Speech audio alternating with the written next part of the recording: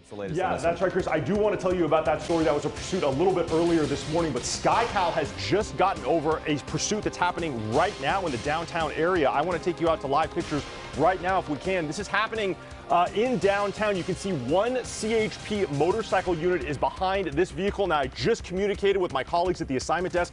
SkyCal was on the way. We weren't sure if they were going to be able to get there in time, but this is actually a pursuit with the CHP. They say the want on this vehicle is speed, but it doesn't look like there's a lot of speed happening right now with this pursuit. This is going on surface streets here at California and Bonita. Now, I don't have a whole lot of information about this. You can see there's just one CHP motor unit behind that silver sedan there. They were asking for more units. I haven't even looked at the radar yet because this really just came up on our screen as to whether or not there are any law enforcement helicopters overhead. I do see what looks like just the CHP motor unit, no law enforcement helicopter overhead. So this is definitely a precarious situation for the one law enforcement officer who has gone in pursuit of this vehicle.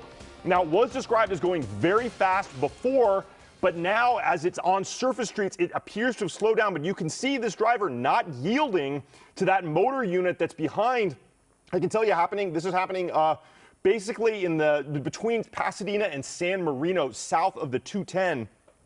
Not very high speeds right now, but I will tell you, Chris, this is strange that no other CHP or law enforcement has yet come up behind that motor unit to back them up here. Motor units generally don't want to engage in a pursuit all by themselves as they continue on in this pursuit. Yeah. I'm going to jump on with my assignment desk in the newsroom and see if I can get any more information about the status of this pursuit. Chris and Rudabeh, I'll be right back. Yeah, and Chris, it's interesting because even though the officer is in pursuit of the suspect was driving slowly, stopping at stop signs. But of course, it's a really dangerous situation for one solo officer to try to approach that suspect. Absolutely. And if you look really close, you can see that the guy's on the phone. So in situations like this, oftentimes they're on their phones. They're trying to contact loved ones, family, or friends, letting them know what's going on. But if you look, you can see a white screen in that driver's vehicle looking at something, not sure if he's texting. It kind of looked like he may have had an iPhone and was texting in that situation. But yeah, I mean, the fact that he was wanted for, driving too fast, now it appears this person is not doing much. You can see him stopped right here. I wonder if this situation, he is going to stop and get out of the vehicle. But Rudabeh, did you hear if Mark mentioned if we had anyone in that vehicle? Or does it just seem like a passenger, you mean? Yeah, it's hard to tell. I don't think it's easy to see because it looks like the windows even might be a little bit tinted. But this is not a person who was wanted for something dangerous, a felony. As far as we know, it was just for speeding. Now it's the charges have increased, of course, when they eventually get brought against this driver. He is now again going. Oh, there he goes. So the lights are on with the solo officer following him on his motorcycle there. It is very hard to see inside the car, but you're right. You could see a screen of what looked like a cell phone. And now you see other traffic on the road too as the sun comes up and people start to get ready to take their kids to school, to make their way to the office maybe, but still pretty light traffic, which is surprising. Very fortunate. This is just south of the 210 around San Marino, Pasadena area. Now it looks like he's picking up some speed there. Mark, do we have any new information? So I have been listening to the CHP radio traffic on this. This started on the 110 at Via Marisol. A CHP unit that was behind this Mercedes here, they described it as an early 2000s Mercedes, called out that they wanted to pull this vehicle over. The dispatcher said, "What's the want?" I believe the CHP unit said speed. He was able to get the license plate of that vehicle. The dispatcher ran it and said there are no wants or warrants on this car, so it's not stolen. There's no outstanding warrants on it, nothing like that. Driver's not wanted for anything else that they know of yet.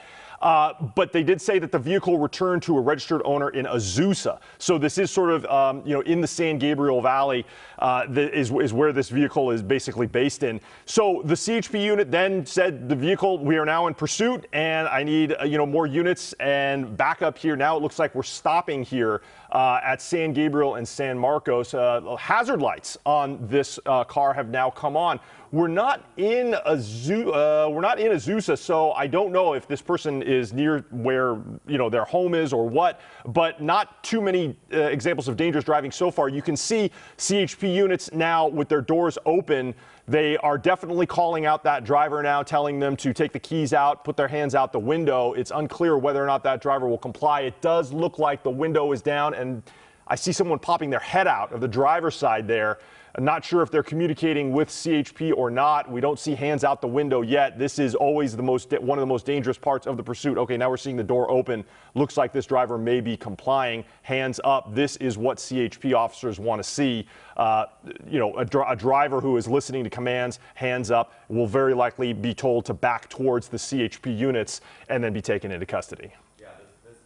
Want to see, Mark, and you know, as you mentioned, he was wanted for speed and then failure to pull over and failure to yield as well. But this is actually the ending that we want. But surprisingly, I mean, the fact that it's 6:09 this morning, not a lot of traffic out there. You know, people have worked this morning, but obviously this guy knew the right roads to take to make sure everything's okay. But this is the end of that situation, and we did learn he's the sole occupant in that vehicle. So this is a good ending, what we want to see. Nothing too crazy. Yeah, and luckily no one else was involved on the roads there. All right, Mark, thank you so much for that.